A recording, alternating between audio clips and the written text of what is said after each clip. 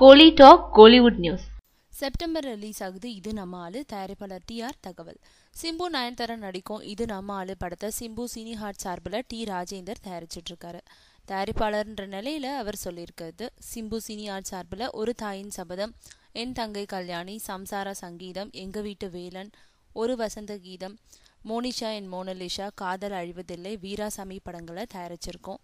இப்போ நான் ஹீரோவா நடிக்கும் ஒரு தலை காதல் படத்தையும் என்னோட மகன் சிம்பு நடிக்கும் இது நம்ம ஆளு படத்தையும் தயாரிச்சிட்டு இருக்கோம். இது நம்ம ஆளு படத்தின் மூலமா என்னோட இளைய மகன் குரலரசன் இசையமைப்பாளரா அறிமுகமாறா. இந்த கால இளைஞர்களோட பல்ஸை புரிஞ்சுக்கிட்டு பாட்டு போட்டிருக்கான். பாடல்கள் எல்லாமே சூப்பரா வந்திருக்கு.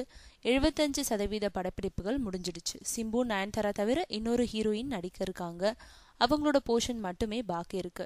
படத்தோட கதை என்ன, அந்த இன்னொரு ஹீரோயின் யாருன்றதுல எனக்கு தெரியாது. அதை இயக்குனர் பாண்டிராஜ் கிட்ட தான் கேட்கணும்.